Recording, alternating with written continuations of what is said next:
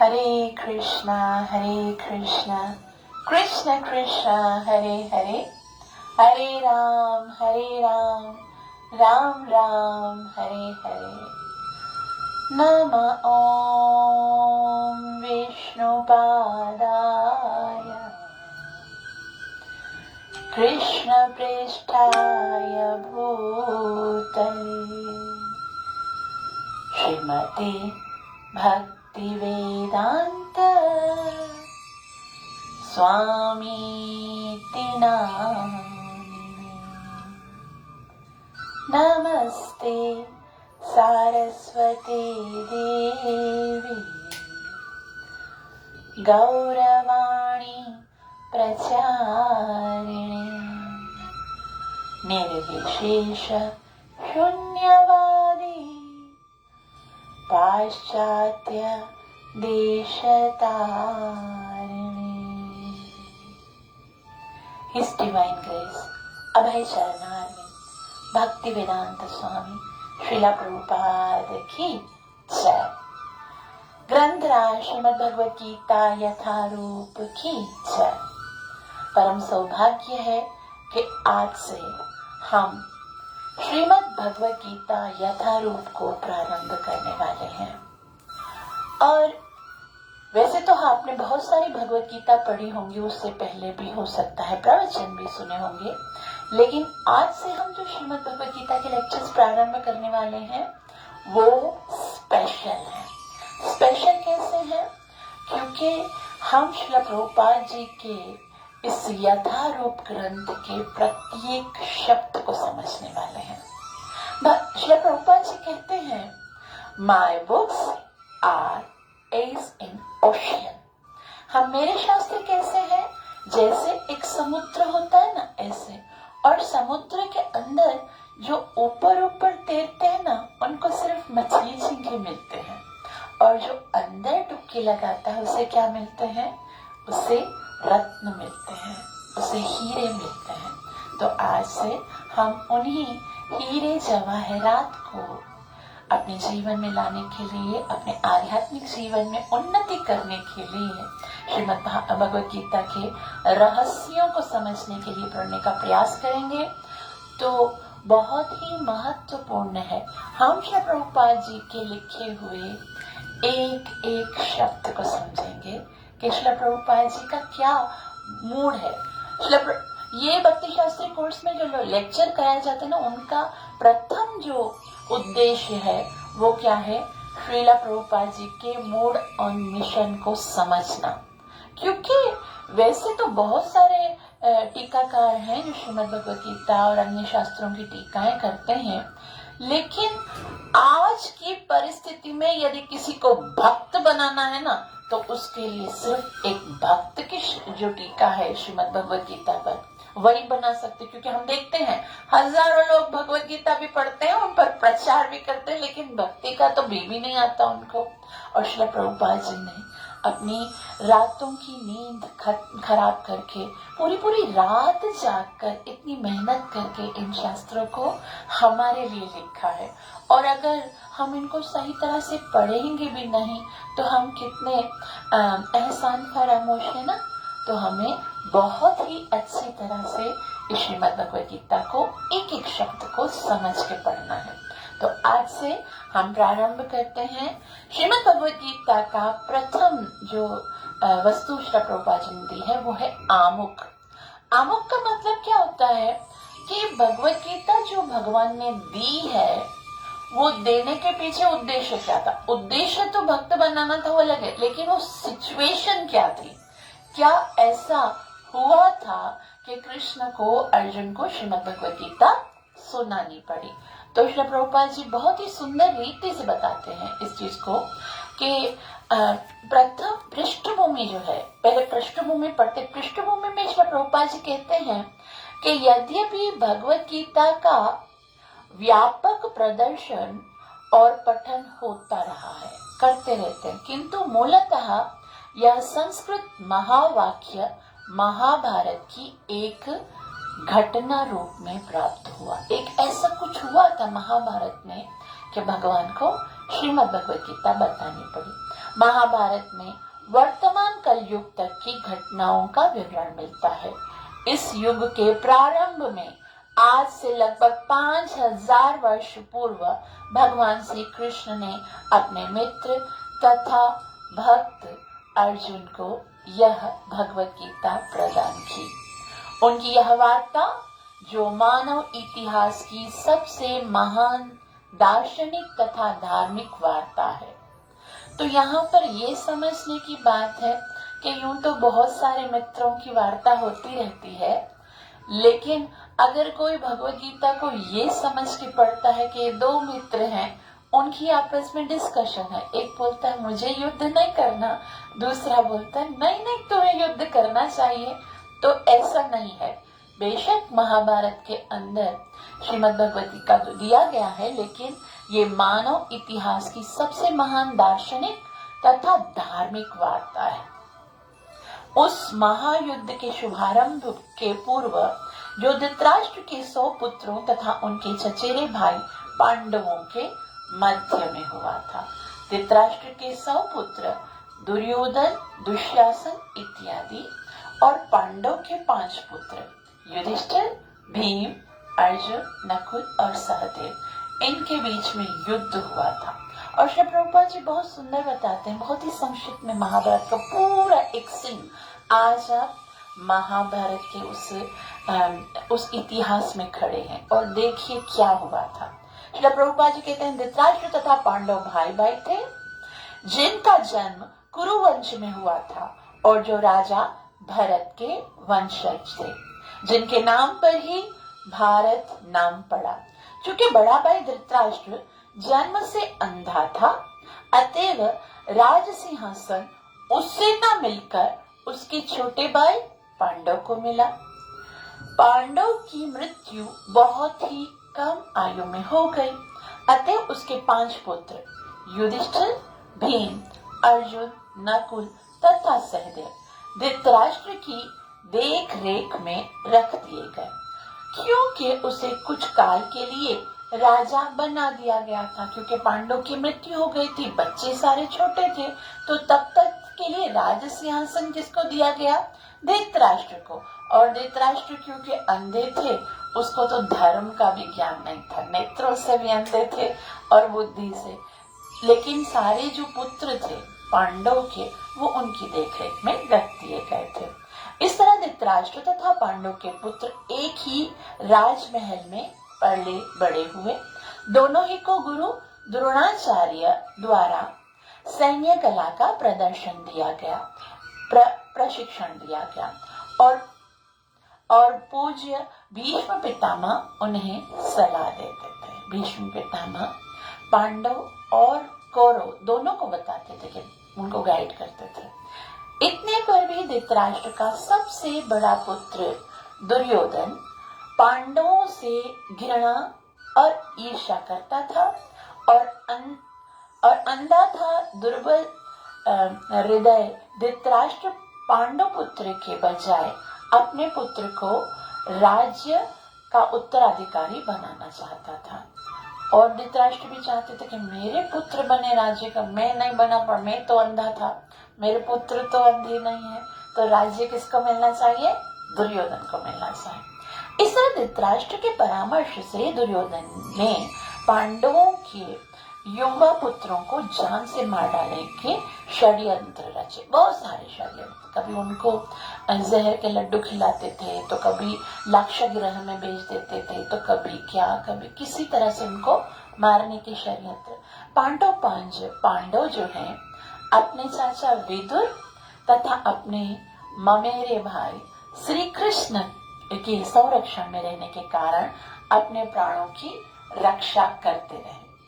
ऐसा कहा जाता है, मारने वाले यदि 1000 भी एक साथ पे हो जाए और बचाने वाला अकेला कृष्ण है, तो बाल न बांका कर सके जो जग बेरी होए, जाको राखे सांवरिया। तो जिसको सांवरिया रखते हैं कृष्ण, जिसको बचाना चाहते हैं, उसे भला कौन मार सकता है? तो भले कितने ही षड्यंत्र रचे दुर्योधन ने, लेकिन पांडवों को कोई हानि ना पहुंचा सके। कृष्ण कौन है?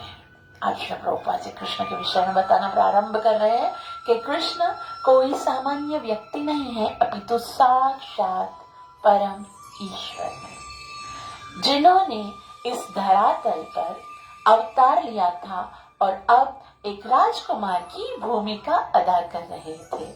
वे पांडव की पत्नी कुंती या पृथा के भतीजे थे। कुंती भगवान श्री कृष्ण की बुआ थी और वसुदेव जी उनके भाई थे, तो भगवान श्री कृष्ण उनके भतीजे थे। इस तरह संबंधी के रूप में तथा धर्म के पालक होने के कारण वे पांडवों का पक्ष लेते रहे और उनकी रक्षा करते रहे। किंतु अंततः चतुर दुर्योधन तथा उन्होंने पांडवों को जुआ खेलने के लिए ललकारा। ऐसा होता था पहले, अगर क्षत्रियों को युद्ध या जुआ के लिए ललकारा जाता था तो उन्हें उस निमंत्रण को स्वीकार करना ही पड़ता था। अब दुर्योधन बहुत ही चतुर था और साथ में उसका शकुनी मामा उसको परामर्श देता था, तो जुआ के लिए ललकारा। उस निर्णायक स्पर्धा में दुर्योधन तथा उसके भाइयों ने पांडवों की सती पत्नी द्रौपदी पर अधिकार प्राप्त कर लिया और फिर उसे राजाओं तथा राजकुमारों की सभा के मध्य में निर्वस्त्र करने का प्रयास किया। कृष्ण के दैवी हस्तक्षेप से उसकी रक्षा हो सकी, किंतु जुए में हार जाने के कारण पांडवों को अपने राज्य से हाथ धोना पड़ा और 13 वर्ष तक वनवास के लिए जाना पड़ा। जुए में हार गए और फिर उनको 13 वर्ष के लिए वनवास में जाना पड़ा। वनवास से लौटकर पांडवों ने दुर्योधन से अपना राज्य मांगा कि अब तो हमारा वनवास पूरा हो गया, राज्य दे दो, किंतु उसने देने से इनकार कर दिया। पांचों पांडव ने अंत में अपना पूरा राज्य ना मांगकर केवल 5 गांव की मांग रखी, किंतु दुर्योधन सुई की नोक के बराबर भूमि भी देने के लिए तैयार नहीं था। बोला 5 गांव, तुमको 5 गांव होगा, एक सुई जितनी भूमि में सुई की नोक आती ना, उतना सा भूमि में तुमको नहीं दूंगा। तो फिर क्या करना पड़ा? अभी तक तो पांडव सहनशील बने रहे, लेकिन अब उनके लिए युद्ध करना अवश्यम भावी हो गया, क्योंकि क्षत्रिय थे, भूमि चाहिए थी, वो देना नहीं चाहता था, तो अब युद्ध अनिवार्य हो गया। विश्व भर के राजकुमारों में से कुछ धृतराष्ट्र के पुत्रों के पक्ष में थे तो कुछ पांडव के पक्ष में। उस समय कृष्ण पांडव पुत्रों के संदेशवाहक बनकर शांति की याचना के लिए धृतराष्ट्र के दरबार में गए। कृष्ण शांति दूत बनकर के गए कि मैं युद्ध नहीं चाहता, मैं चाहता हूँ कि आप पांडवों के साथ सुलह करके किसी तरह से युद्ध को टाल दीजिए। जब उनकी याचना अस्वीकृत की गई तो युद्ध निश्चित हो गया।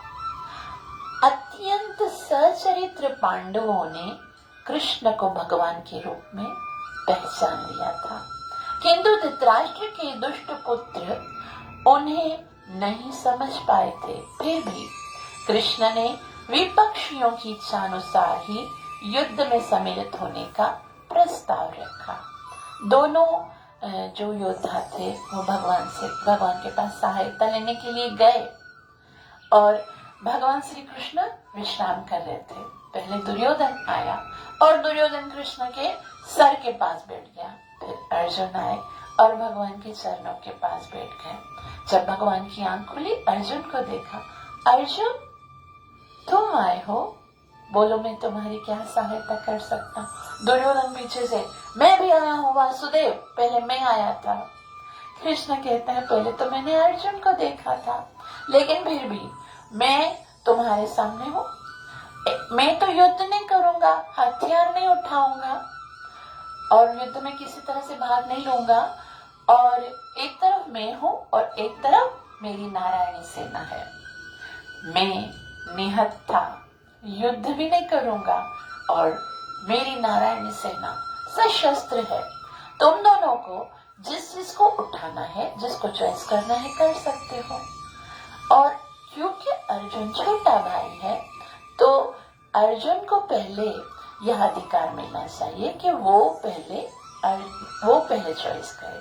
तो अर्जुन ने कहा, कृष्ण मैं आपके लिए आया था, मैं आपकी सेना के लिए नहीं आया था। कृष्ण ने कहा, हार निश्चित है तेरी, सदा रहेगा उदास। अगर मुझे ले लोगे तो क्या लाभ होगा, मैं तो युद्ध भी नहीं करूंगा। तभी अर्जुन ने कहा, कृष्ण अगर तुम मेरे साथ हो तो ये दुर्योधन की हस्तिनापुर की सेना की तो क्या बात, यदि त्रिलोक का प्रत्येक जीव भी मेरा प्रतिद्वंदी बनकर पूरा ब्रह्मांड में मेरा प्रतिद्वंदी बन जाए और उसके साथ भी युद्ध करना पड़े, बस तुम मेरे साथ हो तो ये अकेला अर्जुन सबको हरा सकता है। जीत निश्चित है मेरी, नहीं होऊंगा उदास।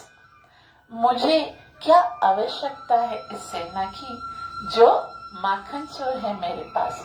तो आप यदि मेरे साथ हो तो फिर मुझे किसी सेना की आवश्यकता नहीं है। तो अर्जुन ने कृष्ण को स्वीकार किया।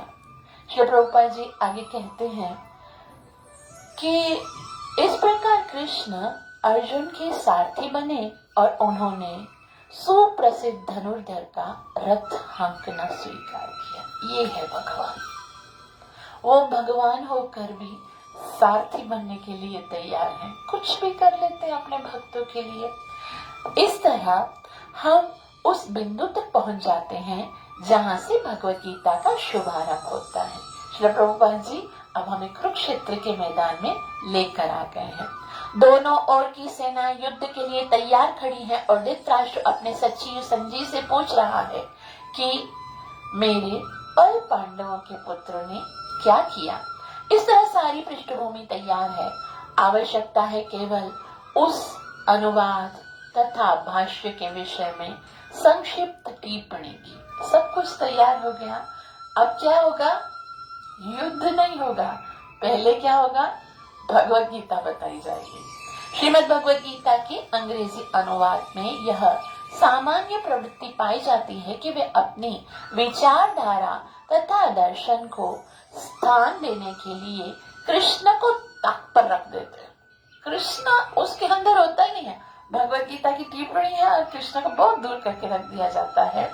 वे महाभारत के इतिहास को पौराणिक कथा मानकर कृष्ण को निमित्त बनाते हैं किसी अज्ञात प्रतिभाशाली व्यक्ति के विचारों को पद्य रूप में प्रस्तुत करने का, या फिर बहुत हुआ तो कृष्ण को एक गौण ऐतिहासिक पुरुष बना दिया जाता है। किंतु साक्षात कृष्ण श्रीमद् भगवत गीता के लक्ष्य तथा विषय वस्तु दोनों हैं, जैसा कि गीता स्वयं अपने विषय में कहती है। तो दूसरी जितनी भगवत गीता है उसमें कृष्ण को साइड में रख दिया जाता है, लेकिन यहाँ हम देखेंगे Shrimad Bhagavad Gita as it is में कृष्ण ही सेंटर है। क्योंकि जब तक कृष्ण सेंटर में नहीं है तो भगवत गीता को कोई महत्व ही नहीं है। वो तो एक दो दोस्तों की डिस्कशन हो गई है ना। कृष्ण अगर भगवान के रूप में भगवत गीता में नहीं है तो फिर भगवत गीता का क्या महत्व है। श्रील प्रभुपाद जी आगे कहते हैं कि अतः यह अनुवाद तथा इसी के साथ दिया हुआ भाष्य पाठक को कृष्ण की ओर निर्देशित करता है। ये जो हम पढ़ने वाले हैं ना, एक एक शब्द से हम क्या करेंगे, कृष्ण की ओर आगे बढ़ेंगे, कृष्ण से हमारा संबंध जुड़ता हुआ जाएगा। इस दृष्टि से श्रीमद् भगवत गीता यथारूप अनुपम है। अनुपम का मतलब क्या है कि उसके साथ किसी और भगवत गीता का कंपेयर हो ही नहीं सकता। अनुपम है, नो कंपटीशन, उसके साथ किसी का कंपेयर नहीं है, क्योंकि ये भगवत गीता ऐसी है जो आपको कृष्ण प्रदान करने वाली है। और साथ ही इसकी सबसे बड़ी विशेषता यह है कि इस तरह यह पूर्णतया ग्राह्य तथा संगत बन जाती है। ये ग्राह्य है, इसको हम अपने जीवन में उतार सकते हैं। चूंकि भगवत गीता के वक्ता एवं उसी के साथ चरम लक्ष्य भी स्वयं कृष्ण है, अतएव यही एकमात्र ऐसा अनुवाद है जो इस महान शास्त्र को सही रूप से प्रस्तुत कर रहा है। सिर्फ यही एकमात्र बहुत ही विशेष बात श्री प्रभुपाद जी कह रहे हैं, क्योंकि इस भगवत गीता में क्या है, वक्ता एवं उसके साथ ही चरम लक्ष्य केवल कृष्ण को ही केंद्र किया गया। भगवत गीता के किसी भी पन्ने पर चले जाओ, कृष्ण को स्वीकार करने की बात की गई है, कृष्ण की भक्ति करने की बात की गई है, कृष्ण को सरेंडर करने की बात की गई है। तो इसलिए क्यों, देखो वैसे भगवान ने नहीं बताया, 6 अध्याय तक तो पता भी नहीं लगने दिया कि मैं भगवान हूँ, है ना, वो तो कर्म योग बता रहे थे। लेकिन अक्सर लोग पूछते हैं ये श्रीला प्रभुपाद जी की भगवत गीता कैसी है। हर एक तात्पर्य में श्रीला प्रभुपाद जी अंतिम में ये लिखते हैं, कृष्ण भावना भावित होना ही गीता का लक्ष्य है, हमें भगवान की भक्ति करनी चाहिए, भगवान की शरण में आना चाहिए। तो ये तो अभी कर्म योग में ये तो कहाँ से बताया भगवान ने, यहाँ तक कि 6 अध्याय में देखो ध्यान योग, उसमें भी श्री प्रभुपाद जी ये बोलते हैं कृष्ण ही केंद्र है, कृष्ण ही भगवान है, कृष्ण की शरण लो। तो ये बार बार कृष्ण कृष्ण की शरण शुरू में क्यों बताते हैं? तो इसका उत्तर ये है कि देखो, जब कोई एक ना सस्पेंस मूवी होती है जिसमें बहुत ज्यादा सस्पेंस होता है, शुरू में कुछ पता नहीं चलता कि कौन कर रहा है, ये सब जो हो रहा है वो करने वाला कौन है, ये जो हीरोइन को सता रहा है वो कौन है, ये जो चोरी कर रहा है वो कौन है, या जो भी हो रहा है एकदम, तब किसी को पता नहीं होता है, तब सब लोग देख रहे होते, परेशान होते, क्या होगा क्या होगा। लेकिन अगर उसका कोई मित्र होता है और वो साथ में बैठ जाता है ना, और वो देखता है कि मेरा मित्र बहुत परेशान हो रहा है, तो उसको बता देता, क्योंकि मूवी उसने पहले देखी हुई होती है, तो बता देता ये करने वाला वो ही है। तो यहाँ पर क्योंकि कृष्ण तो आखिर में बताएंगे क्या करना है, मनमना भव मद्भक्तो मध्याजी माम नमस्कुरु, मेरी भक्ति करो, मेरी शरण में आओ, मेरा नाम जप करो, मेरे भक्त बनो, और सर्वधर्मान परित्यज्य माम एकम शरणं व्रज। ये कृष्ण तो आखिर में बताएंगे 18.66 में, लेकिन श्री प्रभुपाद जी हमें अच्छी तरह से जानते हैं। हम क्या करते हैं पता है, भगवत गीता प्रारंभ करते हैं और सोचते हैं ये भगवत गीता मैं 1 महीने में खत्म करूंगा, और फिर पहला अध्याय पढ़ के फिर खत्म, फिर दूसरा अध्याय की बारी ही नहीं आती। ऐसा अक्सर लोग सोचते हैं। ये वेकेशंस है ना, अभी जो मुझे एग्जाम के बाद वेकेशंस मिले हैं, उनमें मैं पूरी भगवत गीता पढ़ूंगा, और फिर भगवत गीता स्टार्ट होती है, बस स्टार्ट ही होती है, उसका एंड कभी नहीं होता। तो श्री प्रभुपाद जी बोलते भले कोई एक भी श्लोक पढ़ेगा, उसको ये बात तो समझ में आ जाएगी कृष्ण भगवान है, उसकी शरण में आना है, तो शुरू में लिख दिया। कितनी श्री प्रभुपाद जी के अंदर करुणा है हम जीवों के प्रति, क्योंकि वो हमारी मनोस्थिति को जानते कि पूरी पता नहीं 18.66 पढ़ते पढ़ते पता नहीं मर न जाए, इसलिए पहले से बता दो करना क्या है। तो ये श्री प्रभुपाद जी की असीम अनुकंपा है, जिसके कारण हम श्रीमद् भगवद गीता के इस उद्देश्य को प्रारंभ से, और यहाँ तक कि प्रारंभ भगवद गीता का हुआ ही नहीं, अभी हम जो श्री प्रभुपाद जी के दिए हुए भूमिका को पढ़ेंगे ना, भूमिका के अंदर ही श्री प्रभुपाद जी ने पूरी भगवद गीता को संक्षिप्त में रख दिया कि चलो ठीक है, गीता के श्लोक समझ में नहीं आएंगे, संस्कृत में लिखे हुए, भूमिका तो हिंदी में लिखी हुई है ना, तो कोई भी पढ़ के, कोई बच्चा भी पढ़ के समझ जाएगा कि गीता का सार क्या है। तो ये श्री प्रभुपाद जी की हमारे ऊपर असीम अनुकंपा है। और अभी हम आमुख को पढ़ेंगे। अभी हम क्या पढ़ रहे थे, पृष्ठभूमि। पृष्ठभूमि का क्या मतलब है कि पहले क्या हुआ, इतिहास बताया हमने। क्या था इतिहास, महाभारत का वो इतिहास जिसको अभी हम पढ़े।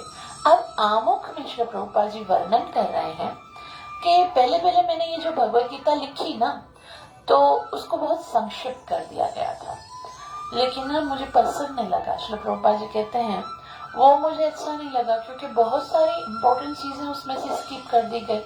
फिर जब भगवत गीता यथारूप की मांग बढ़ी, तो भक्तों ने बहुत रिक्वेस्ट की कि इसको हम यथारूप में, मूल रूप में देंगे, और फिर इस तरह से ये श्रीमद् भगवत गीता जो हमारे पास है उसको लिखा गया।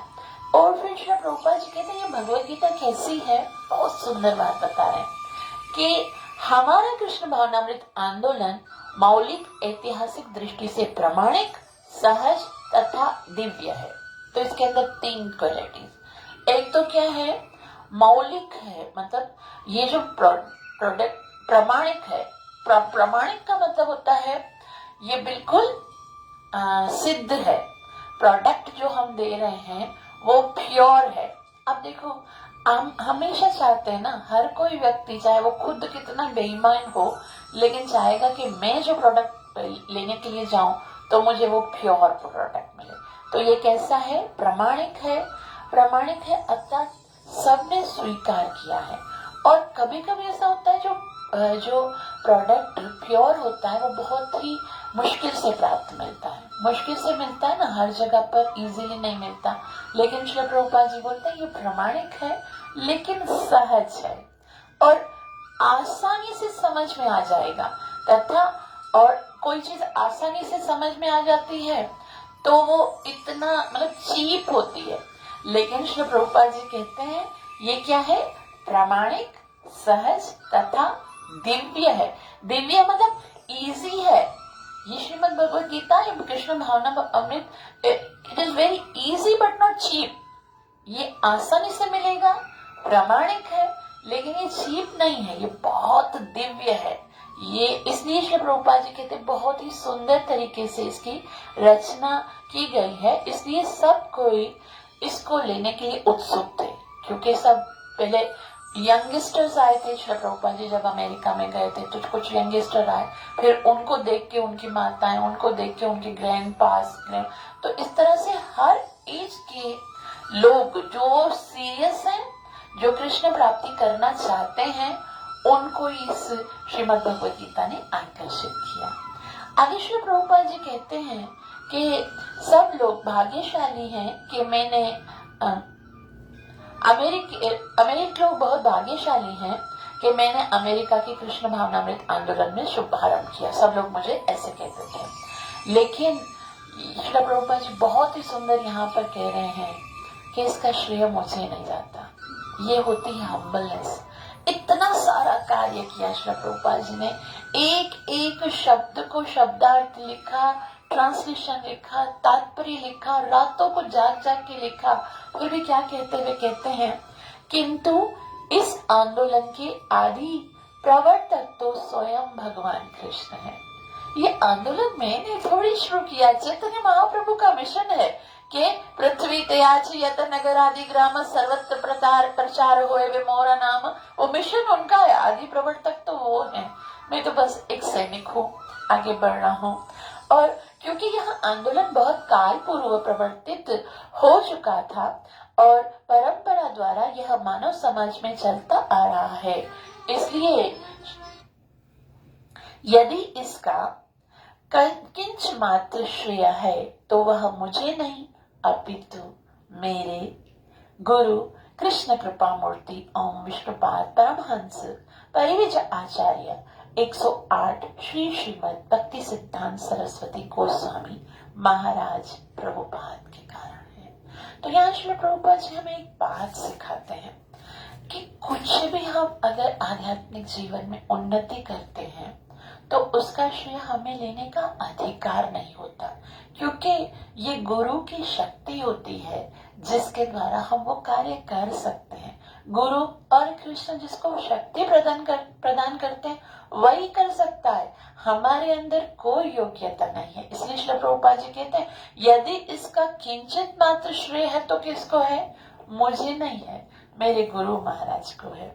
यदि इसका कुछ भी श्रेय मुझे है, अगर फिर भी आप बोलोगे कि नहीं नहीं स्वामी जी आपने बहुत मेहनत की है, तो मुझे अगर कोई श्रेय है तो बस इतना ही है कि मैंने किसी मिलावट के बगैर श्रीमद् भगवद गीता को यथारूप में प्रस्तुत करने का प्रयास किया। कोई अपनी ओर से मिलावट नहीं की, ना कुछ निकाला है ना कुछ डाला। एज इट इज, जैसा गुरु परंपरा से ज्ञान मिला है, कृष्ण ने जैसा दिया वैसा गुरु महाराज के द्वारा हम तक पहुंचा और वैसे ही हम आज आप तक पहुंचा रहे हैं।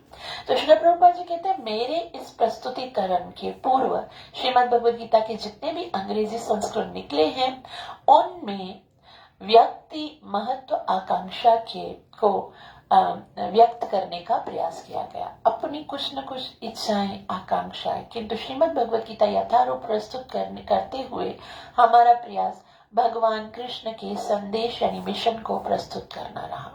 हम क्या चाहते हैं? श्रीमद् भगवद गीता को एज इट इज प्रस्तुत। हमारा कार्य तो कृष्ण की इच्छा को प्रस्तुत करना है, ना कि किसी राजनीतिज्ञ, दार्शनिक या विज्ञानी की संसारी इच्छा को, क्योंकि इनमें चाहे कितने ही ज्ञान क्यों न हो, कृष्ण विषय ज्ञान रंच मात्र भी नहीं होता है। तो बाकी सारे जो पॉलिटिक्स होते हैं, जो दार्शनिक फिलोसोफर होते हैं, विज्ञानी होते हैं, वो कुछ भी हो सकते हैं, भक्त नहीं होते हैं। और जो भक्त नहीं होते वो भला कृष्ण को क्या समझेंगे? कृष्ण को क्या बोलते हैं? भक्तों सी में सखा चेती। जो भक्त है वही सुनने के योग्य है। और भगवान आगे कहते हैं कि जो भक्त है वही समझ, भक्त्या माम अभिजानन्ति। केवल भक्ति समझ सकता है। तो ये भक्तों की भाषा है, ये राजनीतिज्ञ, विज्ञानी या फिर फिलोसोफर की भाषा ही नहीं है। श्रीमद् भगवद गीता यथारूप को प्रस्तुत करने का एकमात्र उद्देश्य क्या है?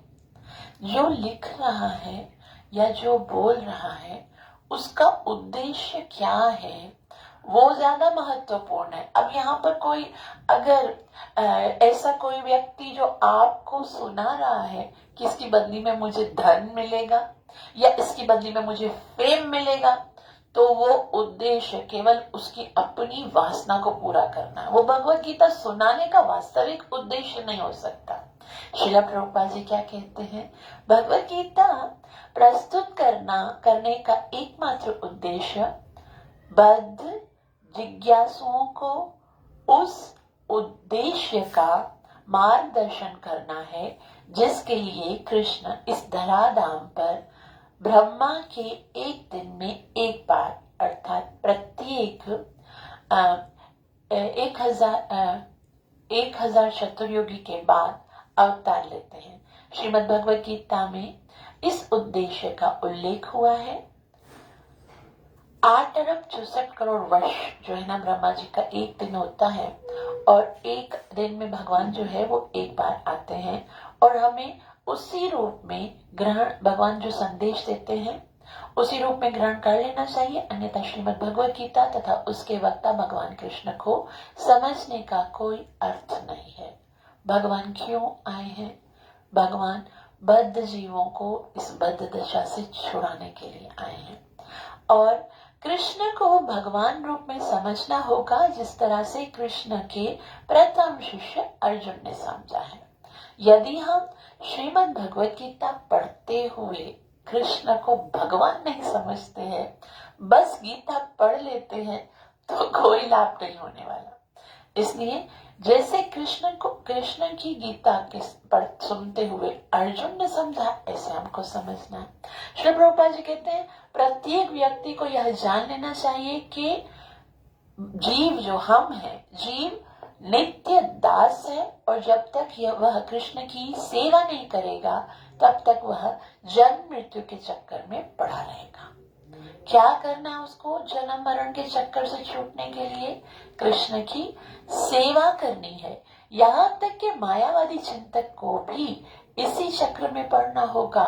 यह ज्ञान एक महान विज्ञान है और हर प्राणी को अपने हित के लिए इस ज्ञान को सुनना है। किसके लिए सुनना है? बुद्धि बढ़ाने के लिए नहीं है। ये केवल संसार में फेम प्राप्त करने के लिए या गीता को सीखकर उसका कारोबार करने के लिए नहीं है। ये किसके लिए है? अपने हित के लिए है। ये केवल अपने कल्याण के लिए है कि इसी से मुझे जन्म मरण का चक्कर छूट सकेगा। और इस कलयुग में सामान्य जनता कृष्ण की बहिरंगा शक्ति द्वारा मोहित है और इससे यह भ्रांति है कि भौतिक सुविधाओं की प्रगति से हर व्यक्ति सुखी बन सकता है। हर कोई ये सोचता है कि बस मेरी लाइफ जो है उसमें सुविधाएं हो जाएंगी तो मैं सुखी हो जाऊंगा। उससे इसका ज्ञान नहीं है कि भौतिक या बहिरंगा प्रकृति अत्यंत प्रबल है, क्योंकि हर प्राणी प्रकृति के कठोर नियमों द्वारा बुरी तरह से जकड़ा हुआ है। अब उसको ये नहीं पता कि अगर आपके भाग्य में लिखा है ना, आपके कर्मों अनुसार आपको मिलने वाला है ना, तो आपको मिल ही जाएगा। उसके लिए एक्स्ट्रा एफर्ट्स करने की जरूरत नहीं है। और अगर आपके भाग्य में नहीं लिखा हुआ है तो आप चाहे कितनी भी मेहनत करोगे आपको नहीं मिलेगा। ऐसा बताते हैं, रत्ती घटे ना तिल बड़े, जो लिख दिया करतार, आपके भाग्य का मिलेगा। लेकिन ये भक्ति, ये कृष्ण प्रेम, ये जन्म मरण का चक्कर, ये आप छुड़ा सकते हो। वो आपके भाग्य का नहीं, वो आपकी भक्ति पर डिपेंड करता है, और भक्ति स्वतंत्र है। तो श्रील प्रभुपाद जी कहते हैं, सौभाग्यवश जीव भगवान का अंश स्वरूप है, अतः उसका सहज कार्य है भगवान की सेवा करना। ये हमारा सहज स्वभाव है। हम भगवान को भूल गए ना, इसके लिए हम दुखी हैं। हम बस वो जो संसार का प्रेम है ना, वो डाइवर्ट करके कृष्ण की ओर हो जाएगा ना, फिर सारे प्रॉब्लम सोल्व। मोहवश मनुष्य विभिन्न प्रकारों से अपनी इंद्रिय तृप्ति करके सुखी बनना चाहता है, किंतु इससे वह कभी भी सुखी नहीं हो सकता। अपनी भौतिक इंद्रियों को तुष्ट करने की बजाय उसे भगवान की इंद्रियों को तुष्ट करने का प्रयास करना चाहिए। अपनी इंद्रियों को खुश करके हम खुश नहीं हो सकते। इंद्रियों की मांग नहीं है, ये आत्मा की मांग है कि हमें खुश होना है। और ये आत्मा की मांग तब पूरी होती है जब उसका संबंध कृष्ण के साथ जुड़ता है। इसे श्रील प्रभुपाद जी कहते हैं कि अपनी भौतिक इंद्रियों को तुष्ट करने की बजाय उसे भगवान की इंद्रियों को संतुष्ट करने का प्रयास करना चाहिए। यही जीवन की सर्वोच्च सिद्धि है। भगवान यही चाहते हैं और इसी की अपेक्षा करते हैं। मनुष्य को श्रीमद् भगवद गीता के इस केंद्र बिंदु को समझना चाहिए। यही समझना है श्रीमद् भगवद गीता से। क्या समझना है? जीव भगवान का अंश है, भगवान का दास है, उसे कृष्ण को प्रसन्न करना है। और श्री प्रभुपाद जी अब कृष्ण भावनामृत आंदोलन जो है उसके विषय में बता रहे हैं कि हमारा कृष्ण भावनामृत आंदोलन पूरे विश्व को इसी केंद्र बिंदु की शिक्षा देता है। क्या केंद्र बिंदु है? कृष्ण भगवान है और हम उनके दास हैं। जो भी व्यक्ति श्रीमद् भगवद गीता का अध्ययन करके लाभान्वित होना चाहता है, वह हमारे कृष्ण भावनामृत आंदोलन से इस संबंध में सहायता प्राप्त कर सकता है कि हम कैसे कृष्ण की सेवा करें, कैसे कृष्ण के को प्रसन्न करें। तो हमारा ये जो कृष्ण भावनामृत आंदोलन है, international society for Krishna consciousness, वो प्रत्येक जीव को सहायता प्रदान कर सकता है। अतः हमें आशा है कि हम भगवद गीता यथारूप को जिस रूप में प्रस्तुत कर रहे हैं उससे मानव लाभ उठाएंगे, अवश्य उठाएंगे। और श्रील प्रभुपाद जी अंत में एक बहुत ही सुंदर बात कहते हैं। वो कहते हैं, यदि एक भी व्यक्ति, फिर से बताऊं, यदि एक भी व्यक्ति भगवत भक्त बन सके तो हम अपने प्रयास को सफल समझेंगे।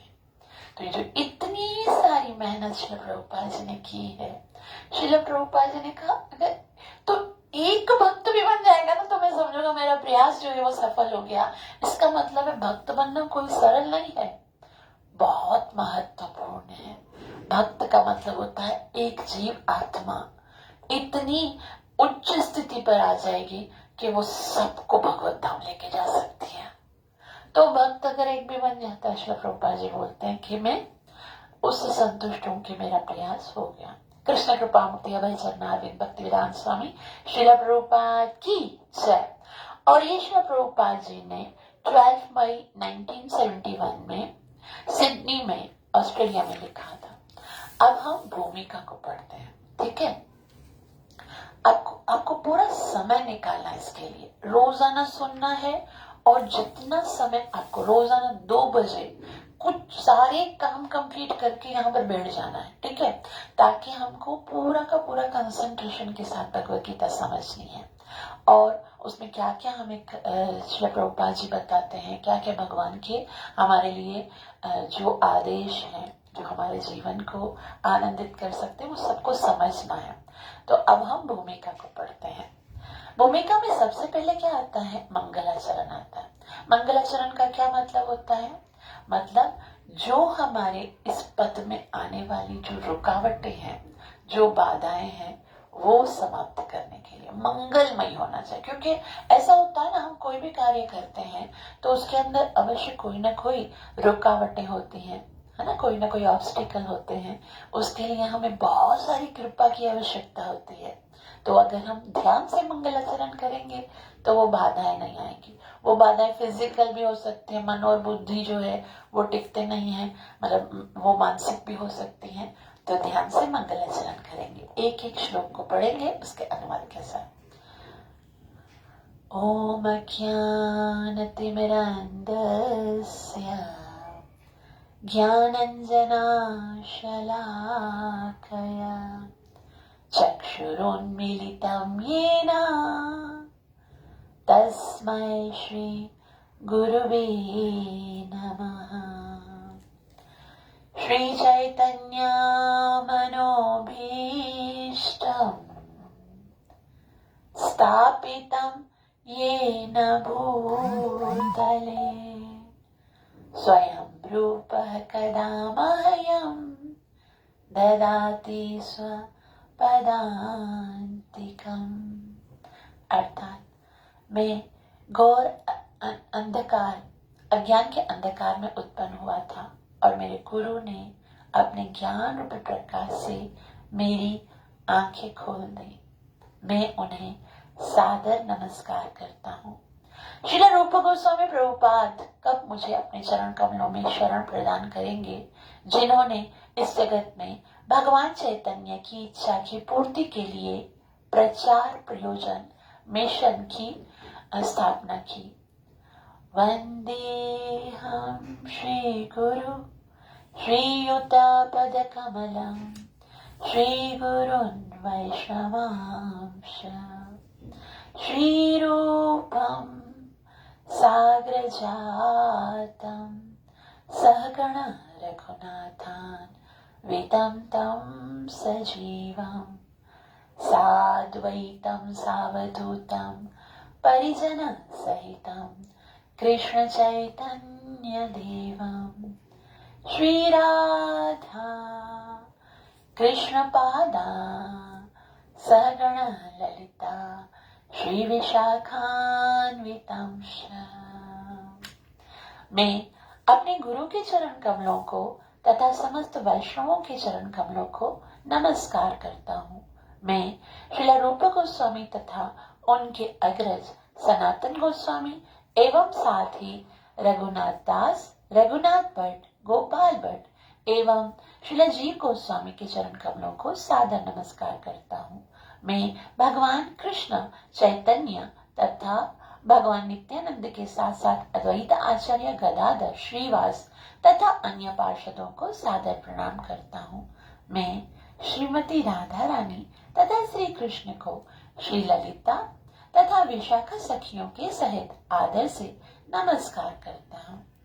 हे कृष्णा करुणा सिंधु दीनबंधु जगत्पते गोपेश गोपिका कांता राधा कांत नमोस्तुते। हे कृष्ण, आप दुखियों के सखा तथा सृष्टि के उद्गम हैं। आप गोपियों के स्वामी तथा राधा रानी के प्रेमी हैं। मैं आपको सादर प्रणाम करता हूँ। तप्त कांचन गौरांगी राधे वृंदावनेश्वरी वृषभानु सुते देवी प्रणमामि हरिप्रिये। मैं उन राधा रानी को प्रणाम करता हूँ जिनकी शारीरिक कांति पिघलते सोने के सदृश है, जो वृंदावन की महारानी है। आप राजा वृषभानु की पुत्री और भगवान कृष्ण को अत्यंत प्रिय है। वंशाकल्पतरोभ्यश्च कृपा सिन्धुभ्यैव च पतितानां पावनेभ्यो वैष्णवेभ्यो नमो नमः। मैं भगवान के समस्त वैष्णव भक्तों को सादर नमस्कार करता हूँ। वे कल्प वृक्ष के समान सबों की इच्छाएं पूरी करने में समर्थ हैं तथा पतित आत्माओं के प्रति अत्यंत दयालु हैं। जय श्री कृष्ण चैतन्य प्रभु नित्यानंदा श्री अद्वैत गदाधर श्रीवासदि गौर भक्त वृंदा। मैं भगवान के समस्त वैष्णव भक्त, मैं भगवान श्री चैतन्य महाप्रभु, नित्यानंद प्रभु, अद्वैत गदाधर, श्रीवास आदि समस्त भक्तों को सादर प्रणाम करता हूँ। हरे कृष्णा कृष्ण कृष्ण हरे हरे, हरे राम राम राम हरे हरे। ग्रंथराज श्रीमद् भगवत गीता मात की। अब श्री प्रभुपाद जी जो हैं वो इस शास्त्र की भूमिका को प्रारंभ कर रहे हैं। श्रील प्रभुपाद जी कहते हैं, बहुत ही सुंदर एक बात है। श्रील प्रभुपाद जी पहले सेंटेंस में कहते हैं, श्रीमद् भगवत गीता को गीतो उपनिषद भी कहा जाता है। ये $1 मिलियन सेंटेंस है। गीतो उपनिषद यानी कि आप जो शास्त्र पढ़ रहे हो वो एक उपनिषद है। उपनिषद का क्या मतलब है? पिछली दफा हम जब ईशा उपनिषद पढ़ रहे थे तो उपनिषद की व्याख्या बहुत ही डिटेल से हुई थी ना। उपनिषद मतलब वो शास्त्र जो वेदों का एक अंग होता है। उपनिषद वेदों का एक अंग होता है और इसका मतलब होता है जो भगवान के निकट लेकर जाने वाला हो, जो भगवान के निकट आपको लेके जाएगा, वो शास्त्र है। और उपनिषद क्योंकि वेदों का अंग होता है तो हमें ये पूछना चाहिए फिर ये गीता कौन से वेद से रिलेट करती है ना? गीता जो है वो कौन से वेद में आती है? तो शास्त्र कहता है, इतिहासं पुराणं च पंचम वेद उच्यते। इतिहास और पुराण जो है वो उनको पंचम वेद कहा जाता है। वैसे कितने वेद हैं? 4 वेद हैं, ऋग्वेद, सामवेद, यजुर्वेद और अथर्ववेद। लेकिन इतिहास और पुराण क्या है? वो पंचम वेदम उच्यते, वो 5वां वेद कहा जाता है। ठीक है, तो 5वां वेद क्या है? इतिहास क्या है? हमारे पास 2 इतिहास हैं। कौन कौन से हैं? रामायण और महाभारत। और पुराण कितने हैं? 18 पुराण हैं।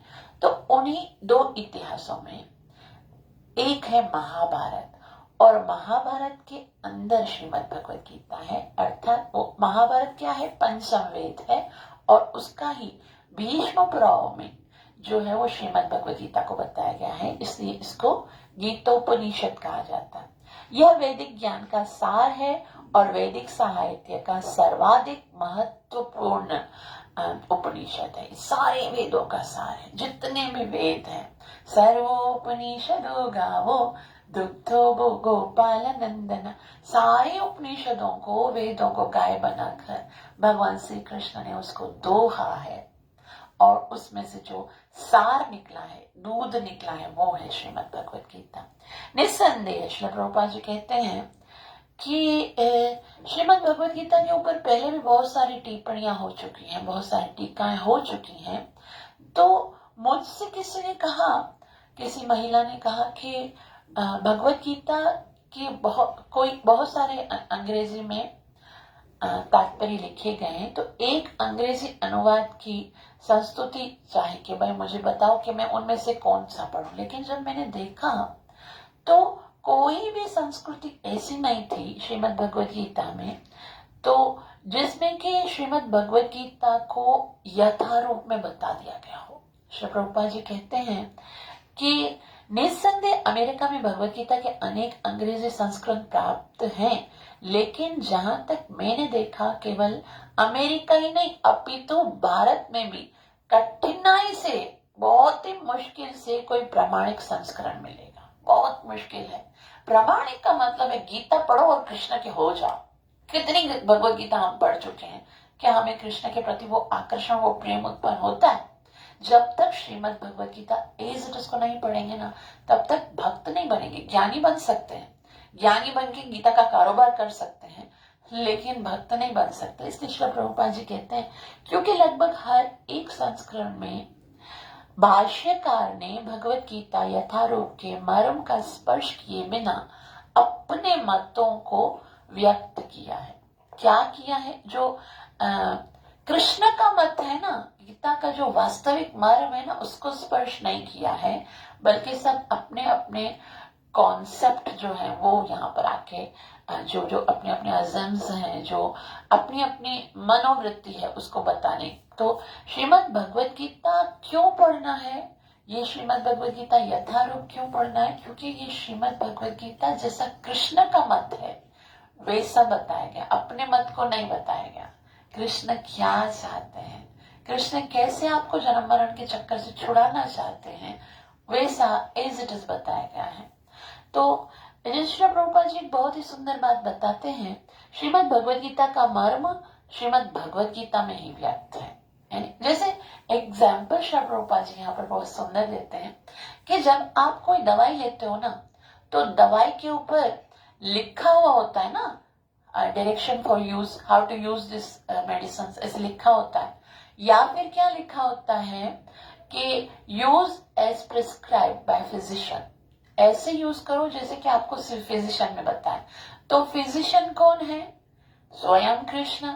कृष्ण कैसे बताते हैं आपको कैसे यूज करना है? कृष्ण बोलते हैं तद्विद्धि प्रणिपातेन परिप्रश्नेन सेवया उपदेक्षन्ति ते ज्ञानम ज्ञानिनस्तत्त्वदर्शिन। आप जाओ पहले एक गुरु के पास, उससे पूछो मैं कैसे भक्त बनूंगा। और फिर दूसरा कृष्ण कैसे बताते हैं कि आपको एक ऐसे ज्ञानी को नहीं चुनना है। कैसे चुनना है आगे भगवान श्री कृष्ण बताते हैं कि आपको क्या करना है। चैप्टर 4.1 to 3 में भगवान कहते हैं, इमं विवस्वते योगम प्रोक्तवान अहमव्ययम् विवस्वान् मनवे प्राहुर मनोरीक्षवा कवि ब्रवीत। कि पहले मैंने ये सूर्यदेव को दिया, सूर्यदेव ने मनो को दिया और मनो ने इक्षवा को दिया। और फिर भगवान कहते हैं ये इसी तरह से आया, एवं परंपरा प्राप्तम इमं राजर्षयो विदु सकाले नेह महता योगो नष्ट परंतप। ये इसी तरह से परंपरा से आता था, लेकिन समय के साथ ये परंपरा टूट गई और अब मैं वापस उस परंपरा को जोड़ने के लिए आया हूं। भगवान कहते हैं स एवायं मया तेज्य योगः प्रोक्तः पुरातन। वही वाली परंपरा तुमसे स्टार्ट कर रहा हूं। अर्जुन ने कहा मुझसे, मेरे अंदर कौन सा गुण है? सूर्यदेव तो महान है, मेरे मुझसे क्यों?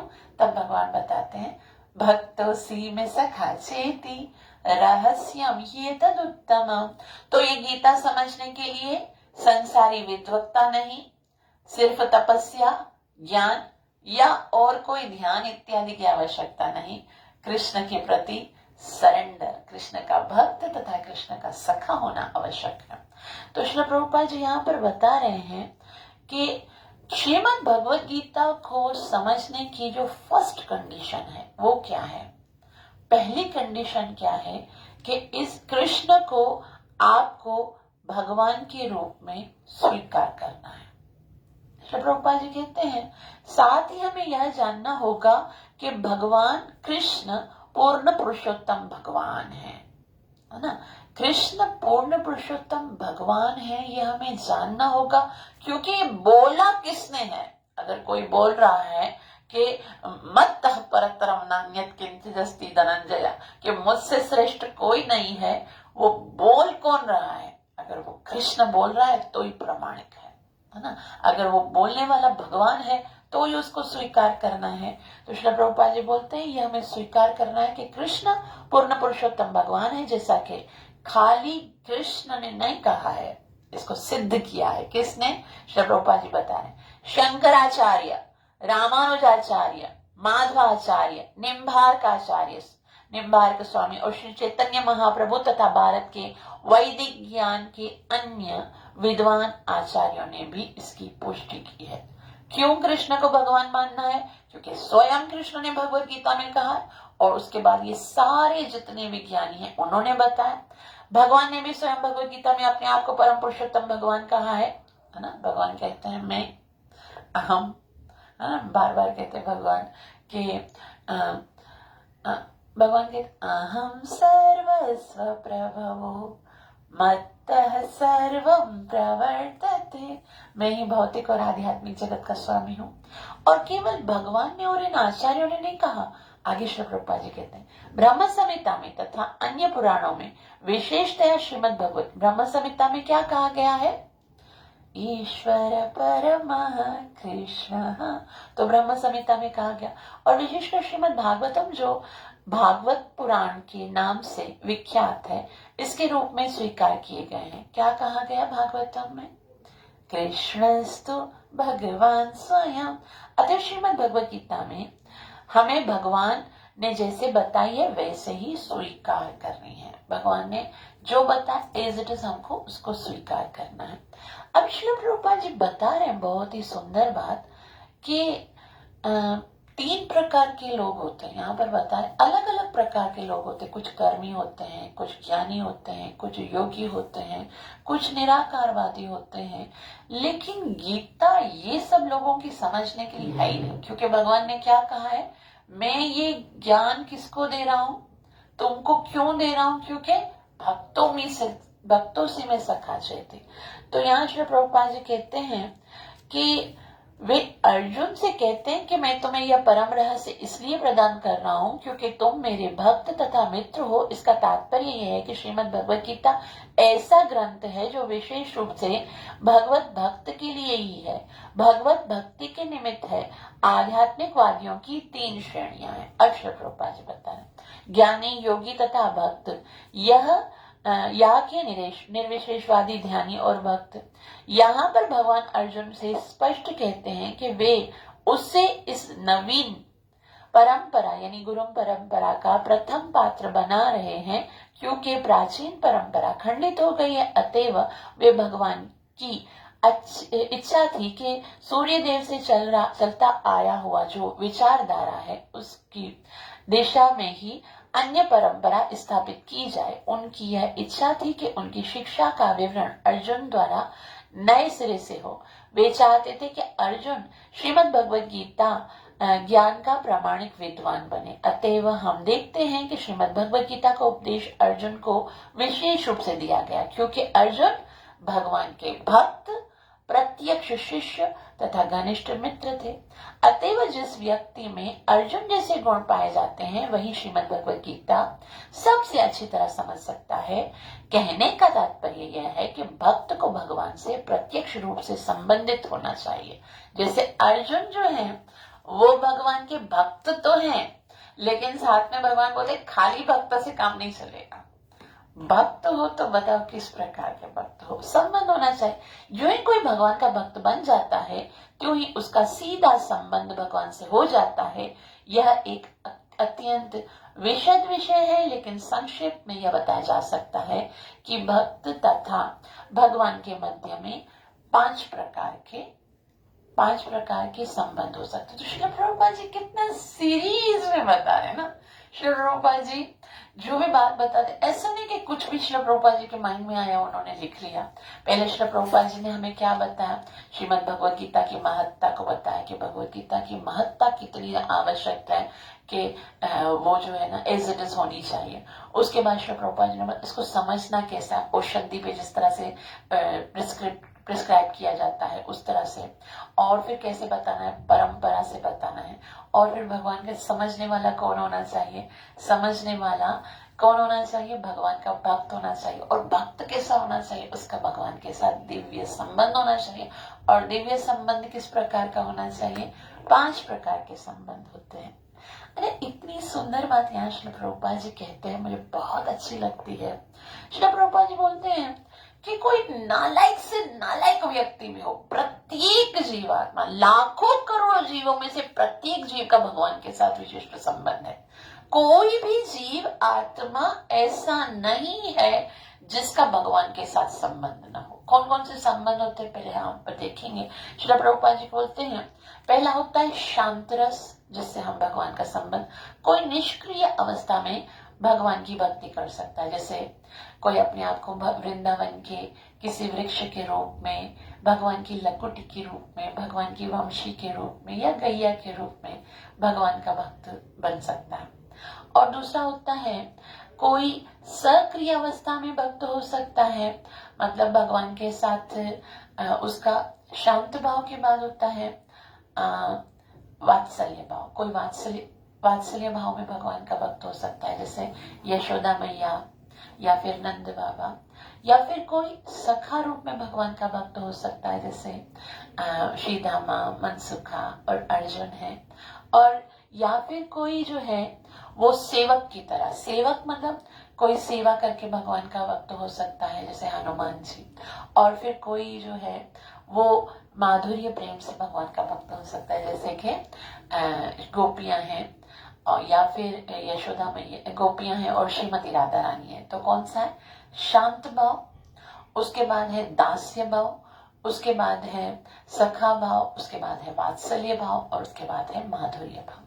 इन 5 रसों में हर एक जीव आत्मा का संबंध है ही, ये नित्य सिद्ध है। ऐसा नहीं है कि अब हमको ये सोचना है कि हम कौन सा संबंध बनाए, वो पहले से ही है, नित्य सिद्ध। लेकिन हम अभी भूल गए ना वो वाला कि हमारा कृष्ण के साथ क्या संबंध है। बस हम बहुत ही तीव्रता के साथ श्रवण आदि शुद्ध चित्ते करे रहे उदय, जैसे जैसे श्रीमद् भगवद गीता को सुनेंगे और भगवान के पवित्र नाम का जप करेंगे, वो तीव्र जो नित्य संबंध है वो खुद ब खुद प्रस्फुरित हो जाएगा। कैसे? चैतन्य महाप्रभु कहते हैं, श्रेय कैरव चंद्रिका वितरणम। ये जो कमल है ना अभी हृदय का, वो अभी बंद है।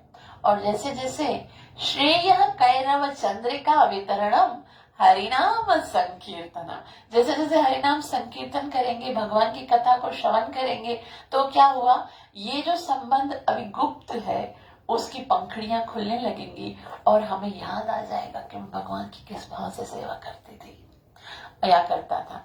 तो ये बहुत ही सुंदर है, हमको सुनना चाहिए। श्री प्रभुपाद जी कहते हैं कि कृष्ण के साथ एक न एक रस में हर एक व्यक्ति का जो है वो संबंध होता है, और इस संबंध को जागृत करना है, वही स्वरूप सिद्धि है। और अर्जुन का कृष्ण के साथ संबंध सखा रूप में था। निसंदेह इस मित्रता यानी साख्य भाव तथा भौतिक जगत के मित्रता में आकाश पाताल का अंतर है। ये भौतिक जगत की मित्रता कैसी होती है? मुझे लाभ मिलना चाहिए। और कृष्ण के साथ मित्रता कैसी है?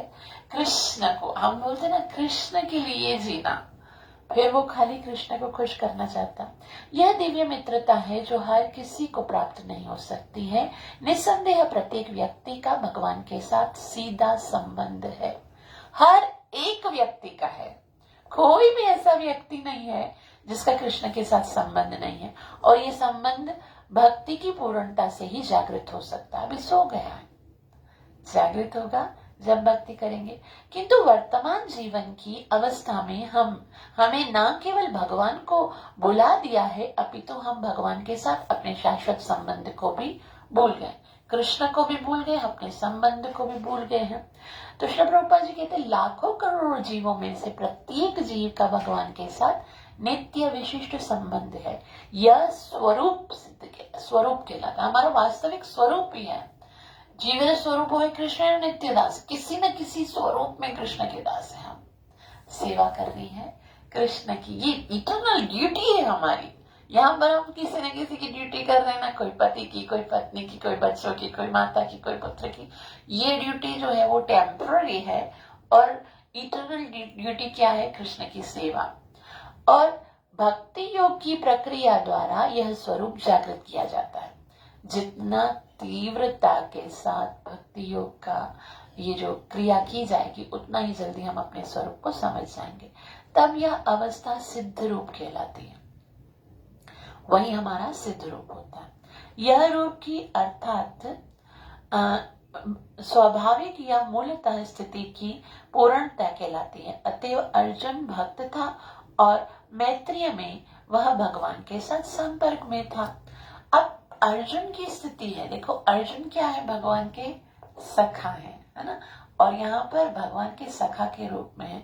लेकिन क्योंकि अर्जुन ने गीता को कैसे ग्रहण किया। श्री प्रभुपाद जी बोलते हैं हमें इस बात पर विशेष ध्यान देना चाहिए कि अर्जुन ने श्रीमद् भगवत गीता को किस तरह से ग्रहण किया। इसका वर्णन दशम स्कंद में आता है। 10वें स्कंद में अर्जुन क्या कहते हैं भगवान को। अरे अर्जुन की स्थिति कैसे चेंज होती है। पहले पहले अर्जुन वो कुरुक्षेत्र के युद्ध में आते हैं और कृष्ण क्या बने हुए हैं, सारथी बने हुए। अर्जुन क्या बने हुए, महारथी। और अर्जुन क्या कहते हैं, अर्जुन कहते हैं सेनयोरुभयोर मध्ये रथम स्थापयाम्यच्युत, अच्युत मेरे रथ को दोनों सेनाओं के बीच में खड़ा कर दो। अभी तो सारथी बने हो तो सारथी का काम करो। और फिर क्या होता है, जब पहले चैप्टर में अर्जुन देखते हैं इतनी सारी सेना दुर्योधन के सामने सामने बीच में पितामह द्रोणाचार्य कृपाचार्य मेरे सारे भाई मामा भांजे ये सब यहाँ पर हैं, मुझे तो युद्ध करना ही नहीं चाहिए। इससे बेहतर है कि मैं भिखारी बन जाऊंगा, भीख मांग के खा लूंगा, लेकिन युद्ध करके राज्य प्राप्त नहीं करूंगा। मैं तो युद्ध करना ही नहीं चाहता। तो भगवान को बोलता नहीं मुझे युद्ध नहीं करनी चाहिए। अर्जुन कृष्ण फिर कृष्ण कुछ नहीं बोलते हैं। कृष्ण बोलते हैं ठीक है क्या करते हो। तभी अर्जुन बोलते मुझे तो समझ में नहीं आ रहा, मेरा सर चक रहा है, गांडीव हाथ से गिर रहा है, मेरी त्वचा जल रही है और मेरे रोम रोम में जलन हो रही है, आप मुझे बताओ क्या करूं। कृष्ण ने बोला मैं क्यों बताऊं। तब भगवान को अर्जुन कहते हैं कार्पण्य दोषोपहत स्वभाव, मैं तो भूल गया हूं कि मैं हूं कौन। इसलिए यश्रेयसा निश्चितं ब्रूहि तन्मे शिष्यस्ते हम शादित माम त्वां प्रपन्न। अब जो मेरे लिए श्रेष्ठकर है वो आप बता दो। मैं अब आप मेरे साथी नहीं, मेरे गुरु हो। ये रथ को नहीं हांको, मेरे जीवन के रथ को हांको। शिष्यस्ते हम शादी माम त्वां प्रपन्न, मैं आपकी शरण में हूँ, आपका शिष्य हूँ। अब भगवान ने गुरु का पद संभाल लिया और बोला तुम क्या समझते हो, ये जो तुम जो बोल रहे हो कि मुझे युद्ध नहीं करना है, ये नहीं करना है, वो नहीं करना, ये तो बेवकूफ लोग बोलते हैं। ये तुम तो है ना सही बात नहीं बोल रहे हो। अभी तो तुमको समझना चाहिए, तुम क्षत्रिय हो तो तुमको क्षत्रिय की तरह कार्य करना चाहिए। भगवान बहुत ही सुंदर अर्जुन को शिक्षा देते हैं और कहते हैं कि अर्जुन यहाँ पर तुम आए हो ना ये सोचकर कि तुम्हें युद्ध करना है, तो तुम्हें युद्ध करना ही पड़ेगा, चाहे तुम चाहो या ना चाहो। अशोचनन व शोचस्तुम प्रज्ञावादांश भासते गतासुना नानो शोचंती पंडिता। बातें तो बड़ी पंडितों जैसी करते हो, लेकिन पंडित लोग इस तरह की बेवकूफी बातें थोड़ी करते हैं। फिर भगवान ने पूरी भगवत गीता बताई, चैप्टर नंबर 2, 3, 4, 5, 6, 7, 8, 9 और 10। फिर भगवान को अर्जुन समझ गए, बोले मुझे समझ में आ गया आप कौन हो। अब सारथी भी नहीं हो, अब गुरु भी नहीं हो, क्या हो। अर्जुन कहते हैं अर्जुन उवाच परम ब्रह्म परम धाम पवित्रं परमं भवान पुरुषं शाश्वतं दिव्यम् आदिदेवम् अजं विभो आहुस्त्वां ऋषयः सर्वे देवर्षि नारदस्तथा असितो देवलो व्यास स्वयं चैव ब्रवीषि मे सर्वमेतत्कृतं मन्ये यन्मां वदसि केशव न हि ते भगवन् व्यक्तुं विदुर्देवा न दानवा। मैं सब कुछ समझ गया हूँ कि आप ही परम ब्रह्म हो, परम पवित्र हो, परम सत्य हो, आप शाश्वत हो, दिव्य आदि पुरुष हो, अजन्मा हो, महानतम हो। नारद आसित देवल सब आपके बारे में यही बता रहे हैं, और वो ही नहीं बता रहे, आप भी इसी चीज की घोषणा कर रहे हो। हे कृष्ण, आपने जो कुछ मुझे बताया सर्वमेतत् इदं मन्ये, जो कुछ आपने बताया है वो मैं उसको स्वीकार करता हूँ, और जो कुछ कहा है उसे मैं पूर्ण रूप से सत्य मानता हूँ। हे प्रभु, ना तो विदुर देवा न दानवा, ना ही आपको देवता जान सकते हैं, ना ही असुर जान सकते हैं, आपसे श्रेष्ठ और कोई नहीं है। और उसके बाद यहाँ श्री प्रभुपाद जी बोलते हैं कि कोई सोच सकता है कि भाई अर्जुन जो है वो भगवान के मित्र हैं तो वो फ्लैटरी कर रहे हैं, है ना। हो सकता है कि अर्जुन कृष्ण का मित्र है, अतएव अर्जुन यह सब चाटुकारी के रूप में कह रहा हो, लेकिन अर्जुन केवल अपनी बात नहीं बोल रहा है, बोला है सारे शास्त्र बोल रहे हैं। जितने आसित देवल नारद, इतने बड़े बड़े ऋषि मुनि आपके बारे में यही कह रहे हैं, तो वो जो है ये प्रामाणिक है कि आप भगवान हो। और आगे कहते हैं सर्वमें तदितम ब्रह्म, वो सब कुछ सच मानते। अतः भगवत गीता को भक्ति भाव से ग्रहण करना चाहिए। कैसे ग्रहण करना चाहिए? भक्ति भाव से। किसी को ये नहीं सोचना चाहिए कि वह कृष्ण के तुल्य है, ना ही यह सोचना चाहिए कि कृष्ण सामान्य पुरुष या एक महानतम व्यक्ति है। भगवत गीता समझने से पहले कृष्ण को समझना पड़ेगा। कृष्ण कौन है? परम ब्रह्म है। कृष्ण कौन है? परम धाम है। कृष्ण कौन है? पवित्र है। कृष्ण कौन है? कृष्ण से बढ़कर और कोई नहीं है। बस यही जानना है, ये कृष्ण ही संपूर्ण सृष्टि के स्वामी हैं, कृष्ण से बढ़कर और कोई नहीं है। तो यही समझेंगे तभी हम भगवत गीता को समझ सकें। भगवान श्री कृष्ण साक्षात पूर्ण पुरुषोत्तम भगवान है। अतएव श्रीमद् भगवत गीता के कथनानुसार या श्रीमद् भगवत गीता को समझने का प्रयत्न करने वाले अर्जुन के कथनानुसार हमें सिद्धांत रूप में कम से कम इतना तो स्वीकार कर लेना चाहिए कि श्री कृष्ण भगवान है। और इसी विनीत भाव से हम श्रीमद् भगवत गीता को समझ सकते हैं। जब तक कोई श्रीमद् भगवत गीता का पाठ विनम्र भाव से नहीं करता है, तब तक उसे समझ पाना अत्यंत कठिन है, क्योंकि यह एक महान रहस्य है, बहुत बड़ा रहस्य है। जब तक कि हम भगवान के कृष्ण को भगवान स्वीकार करके गुरु के निर्देशन से नहीं समझेंगे, अपनी ही है ना बुद्धि से समझने का प्रयास करेंगे, तो संभव नहीं है। अब यहाँ पर एक क्वेश्चन यहाँ श्री प्रभुपाद जी कहते हैं, श्रीमद् भगवत गीता है क्या? गीता पढ़ने से पहले पता चलना चाहिए कि गीता है क्या। भगवत गीता का प्रयोजन मनुष्य को भौतिक संसार के अज्ञान से उबारना है। गीता क्यों दी है भगवान ने? ताकि अज्ञान का जो अज्ञान है जो भौतिक जगत में, भौतिक संसार में, उससे उबारना है। प्रत्येक व्यक्ति उनके अनेक प्रकार की कठिनाइयों में फंसा हुआ है यहाँ पर भौतिक जगत में। जिस प्रकार अर्जुन भी कुरुक्षेत्र के युद्ध के लिए कठिनाई में था, अर्जुन ने श्री कृष्ण की शरण ग्रहण कर ली, फलस्वरूप इस भगवत गीता का प्रवचन हुआ। न केवल अर्जुन वरन हम में से प्रत्येक व्यक्ति इस भौतिक अस्तित्व के कारण चिंताओं से पूर्ण है। हमारा अस्तित्व ही अनस्तित्व के परिवेश में है। मतलब हम सब ऐसी स्थिति में है कि हम अपने अस्तित्व को ही भूल गए हैं। अर्जुन भी भूल गया था ना कि मैं क्षत्रिय हूँ, मुझे युद्ध करना चाहिए, और हम तो अपनी असलियत को ही भूल गए हैं।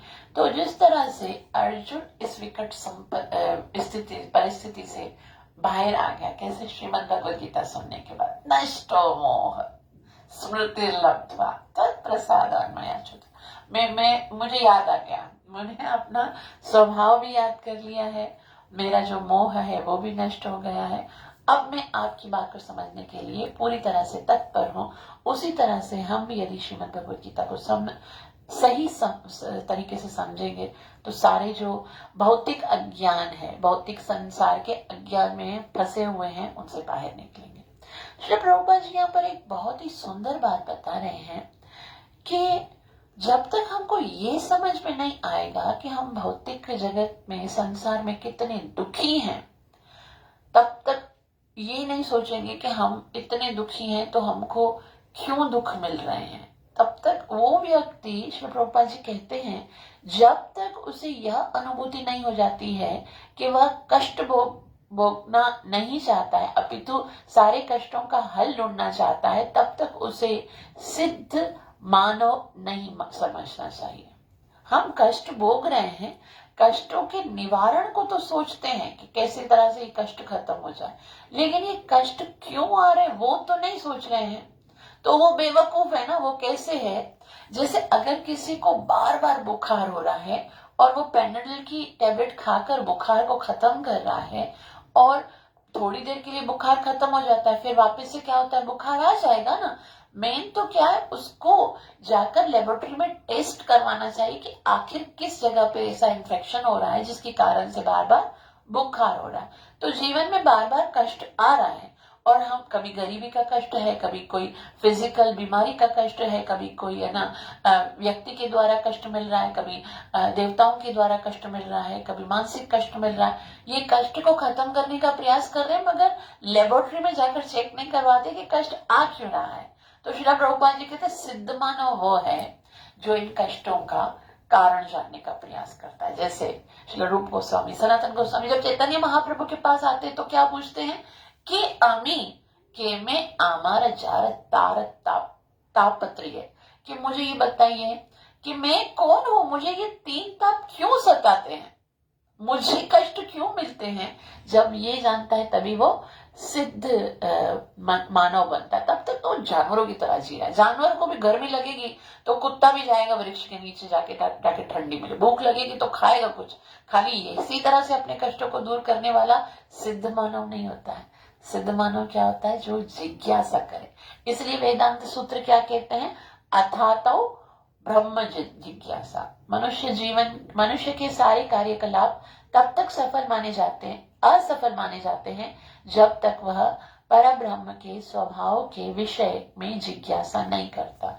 जो कुछ भी हम करते हैं, जब तक भगवान के विषय में नहीं सोचते हैं, तब तक सब कुछ असफल है। अतएव जो लोग यह प्रश्न करना प्रारंभ कर देते हैं कि वे कष्ट क्यों उठा रहे हैं, या वे कहां से आए हैं और मृत्यु के बाद कहां जाएंगे, तो ये जो वो पूछते हैं, ये ही श्रीमद् भगवद गीता को समझने वाले सुपात्र है। कौन, हम कहां से आए हैं, हमें कष्ट क्यों मिल रहे हैं, मरने के बाद कहां जाना है, कहां जाकर वापस नहीं आएंगे, बार बार कष्टों से कैसे छूटेंगे।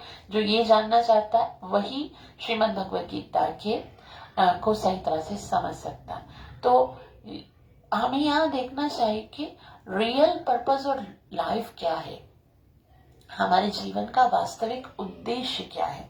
और उद्देश्य जो है वो हम खुद निर्धारित नहीं कर सकते। जैसे कोई भी नेशनल या इंटरनेशनल प्रोडक्ट जो होता है वो किस लिए बनाया गया है, उसको कैसे यूज करना है, उसका पर्पस क्या है, वो प्रोडक्ट नहीं बताता, बल्कि कौन बताता है, जिसने उसको बनाया है। तो हम मनुष्य हैं, हमको भगवान ने बनाया, भगवान बताएगा ना कि हमारा उद्देश्य क्या है, मनुष्य जीवन का उद्देश्य क्या है। तो हमें रियल पर्पस ऑफ लाइफ जानना है। कैसे, जैसे भगवान ने बताया। श्री प्रभुपाद जी कहते हैं, जब मनुष्य जीवन के वास्तविक प्रयोजन को भूल जाता है तो भगवान कृष्ण विशेष रूप से उस प्रयोजन की पुनर्स्थापना के लिए अवतार लेते हैं। तब भी असंख्य जागृत हुए लोगों में से कोई एक होता है जो वास्तव में अपनी स्थिति को जान पाता है, और यह भगवत गीता उसी के लिए दी गई है, जो जानना चाहता है कि मैं मेरे जीवन का वास्तविक लक्ष्य क्या। वस्तुतः हम सभी अविद्या रूपी भागिनी के द्वारा निगल लिए गए हैं। भागिनी किसको बोलते हैं पता है, एक चीता होता है ना, वो फिर भी थोड़ा बचा जाता है, लेकिन एक चीती होती है ना, लेडी टाइगर, वो पूरा निगल जाती है। तो अविद्या जो है ना, उसने हमको पूरा निगल लिया है। इतना भी नहीं छोड़ा कि हम सोच सकें कि हम ये शरीर नहीं है, नहीं, कितना भी बताओ, क्योंकि उसके अंदर है पड़े हुए चीती, ये अविद्या रूपी चीती ने उसको निगल लिया है। इसलिए हम अपने आप को भूल गए। लेकिन भगवान जीव पर, विशेषतः मनुष्य पर कृपालु हैं। इसी उद्देश्य उन्होंने अपने मित्र अर्जुन को अपना विशेष शिष्य बनाकर श्रीमद् भगवद गीता का प्रवचन किया। तो भगवान क्योंकि बहुत कृपालु है, इसलिए क्या किया भगवान ने, अर्जुन को मोह में डाला। ये भगवान श्री कृष्ण कितना सुंदर करते हैं कि देखो, ये जीव तो अपने आप को भूल गया, लेकिन वो तो जानने का प्रयास ही नहीं करेगा। इसलिए भगवान क्या कर रहे हैं, भगवान अर्जुन को मोह में डालते हैं। अर्जुन मोह में नहीं है। जैसे कभी एडवर्टाइजमेंट देखी है आपने, सर्फ एक्सेल की एडवर्टाइजमेंट देखी है, उसमें क्या होता है, जो एडवर्टाइजमेंट करते हैं पहले वो एक साफ सुथरी शर्ट दिखाते हैं, ठीक है, और उस शर्ट के ऊपर क्या करते हैं, उसके ऊपर चॉकलेट गिराते हैं, उसके ऊपर चाय कॉफी सब्जी ये सब दाग गिराते हैं, उसको और भी गंदा करते हैं, इस्त्री करके उसको कड़क कर देते हैं। उसके बाद क्या करते हैं, उसके बाद एक बाल्टी में सर्फ डालेंगे, उस बकेट में थोड़ी देर के लिए उस शर्ट को डालेंगे और फिर वो शर्ट को निकालेंगे, टंटना चमकदार सफेदी सर्फ एक्सल। यानी कि देखो ये सर्फ एक्सल कितना प्रभावकारी है कि इतनी गंदी शर्ट थी और बिल्कुल साफ हो गई। उसी तरह से अर्जुन को पहले मोह में डालते कृष्ण। अर्जुन मोह में नहीं है, अर्जुन तो कृष्ण के संगी हैं, लेकिन हमें भगवत गीता के प्रति आकर्षण उत्पन्न हो उसकी एडवर्टाइजमेंट करने के लिए पहले कृष्ण क्या करते हैं, अर्जुन को मोह में डालते हैं। कृष्ण को बोलते, कृष्ण मैं युद्ध नहीं करूंगा, गुरु न हत्वा ही महानुभावान श्रेयो भोक्तुम भिक्षमपि लोके अत्यार्थ कामास्तु गुरु निहेव भुंजीय भोगान रुधिर प्रतीक्षान। भगवान को अर्जुन बोलते हैं कि गांडीवम संस्कृते हस्तात् त्वच्चैव परिदह्यते। मैं नहीं कर सकता, मैं ऐसा हो गया हूँ, मेरा सर चकरा रहा है, मैं गांडी भी नहीं पकड़ सकता हूँ, ऐसे मोह में आ जाएंगे। और फिर कृष्ण भगवत गीता के इस बकेट के अंदर अर्जुन को डालेंगे और फिर अर्जुन बोलेगा, नष्टो मोह स्मृतिर्लब्ध्वा त्वत्प्रसादान् मयाच्युत अभी स्थितोऽस्मि गत संदेह करिष्ये वचनम तव। कि मेरा सारा मोह खत्म हो गया, संदेह खत्म हो गए, अब जो बोलोगे वैसा करूंगा, मैं तुम्हारा दास हूं। तो ये जो है ना भगवत गीता भगवान ने बहुत ही ड्रामेटिक तरीके से अर्जुन को सुनाई है। अभी इसमें क्या क्या है, भगवत गीता के जो मूल तत्व हैं उनके विषय में श्री प्रभुपाद जी बता रहे हैं। क्या क्या है, श्रीमद् भगवत गीता के 5 मूल तत्व हैं। 5 मूल तत्व क्या है, पहला है ईश्वर, उसके बाद है जीव, उसके बाद है प्रकृति, उसके बाद है काल और उसके बाद है कर्म। और यह श्री प्रभुपाद जी बहुत ही सुंदर बताते, 5 मूल सत्य हैं। ईश्वर के विज्ञान और जीवों के स्वरूप स्थिति की विवेचना की गई है। और ईश्वर का क्या अर्थ है, ईश्वर का अर्थ है नियंता, जो कंट्रोल करने वाला है। और जीव का अर्थ क्या है, जीव का अर्थ है नियंत्रित, जो कि कंट्रोल्ड है। बस ये 2 चीजें समझ में आ रही है, ईश्वर मतलब कंट्रोल करने वाला और जीव मतलब कंट्रोल्ड। ये अपनी स्थिति जाननी है, ऐसा जीव कभी भी कंट्रोलर नहीं बन सकता। यहाँ श्री प्रभुपाद जी कहते हैं, यदि जीव यह कहे कि वह नियंत्रित नहीं है अपितु स्वतंत्र है तो समझो कि वह पागल है। जीव जो है वो कभी भी स्वतंत्र नहीं हो सकता है। अगर सोचता है कि मैं स्वतंत्र हूं तो वो क्या है, वो पागल है। जीव सभी प्रकार से कम बद्ध जीवन में तो नियंत्रित ही है, बद्ध जीवन में क्या है, कंट्रोल है। अतः श्रीमद् भगवत गीता की विषय वस्तु ईश्वर तथा जीव से संबंधित है। कृष्ण और जीव, पहला कृष्ण कौन है, कृष्ण है कंट्रोलर और जीव क्या है, जीव है कंट्रोल। अभी उसके बाद इसमें प्रकृति यानी काल यानी समस्त ब्रह्मांड की काल अवधि का या प्रकृति का प्राकट्य तथा कर्म की भी व्याख्या की गई है। अभी ईश्वर, कृष्ण ईश्वर है, वो नियंता है और जीव क्या है, वो नियंत्रित है। नियंत्रित है तो किसके द्वारा नियंत्रित है, प्रकृति के द्वारा नियंत्रित है ना। तो प्रकृति के अंदर गुण है, उसके द्वारा नियंत्रित है और उन गुणों के चलते वो प्रकृति, ईश्वर, जीव, प्रकृति, काल। काल यानी समय के द्वारा नियंत्रित है और उसमें जो कर्म करता उसकी भी व्याख्या की गई है। यह दृश्य जगत विभिन्न कार्यकलापों से ओतप्रोत है, सारे जीव भिन्न भिन्न कार्यों में लगे हुए हैं। श्रीमद् भगवत गीता में हमें अवश्य सीखना चाहिए कि ईश्वर क्या है, जीव क्या है, प्रकृति क्या है, दृश्य जगत क्या है और इस प्रकार नियंत्रित किया, किस तरह से नियंत्रित किया जाता है और जीवों के कार्यकलाप क्या है। तो यहाँ तक हम रखते हैं। आज हमने क्या क्या पढ़ा है, आज हमने पढ़ा है कि पहले तो इतिहास पढ़ा, श्रीमद् भगवत गीता का महाभारत से विषय में पढ़ा और फिर पृष्ठभूमि के बाद हमने पढ़ा आमुख, जिसमें श्री प्रभुपाद जी बताते हैं कि ये कितना महत्वपूर्ण है Srimad Bhagavad Gita as it is को प्रकाशित करना। और उसके बाद हमने गीता की महिमा पढ़ी। गीता उपनिषद है जो कि वेदों का सार है, और उसके बाद उसका मर्म क्या है, किस तरह से सीखना चाहिए, जैसे भगवान ने बताई है। क्योंकि जिस तरह से दवाई को लेते हैं, कैसे लेते हैं, जैसे फिजिशियन बताता है या जैसे उस पर लिखा होता है, और इसको गीता को कैसे लेना है, परंपरा के द्वारा भगवान ने जैसे सुनाया है। और गीता किसको समझ में आ सकती है, जो भगवान के भक्त हैं। ज्ञानियों को, ध्यानियों को उनको समझ में नहीं आता भगवान अर्जुन को क्यों गीता बता रहे हैं, क्योंकि वो भगवान के भक्त हैं तथा भगवान के मित्र हैं।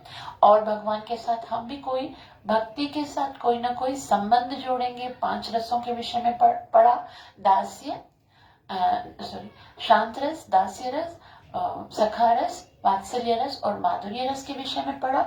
और उसके बाद ये समझा कि प्रत्येक जीव का भगवान के साथ कोई ना कोई संबंध अवश्य है। और फिर भगवान की श्रेष्ठता के, भगवान कौन है, जो गीता जिसने सुनाई है वो कृष्ण भगवान है, परम ब्रह्म है। और वो केवल कृष्ण नहीं बता रहे हैं, समस्त बड़े बड़े आचार्यों ने भी यही बताया है। गीता में भी लिखा हुआ, भागवतम में भी लिखा हुआ है, ब्रह्म संहिता में भी लिखा हुआ है। इसीलिए जब तक हम कृष्ण को भगवान नहीं मानते हैं तो गीता के महत्व को हम कैसे समझ सकते हैं।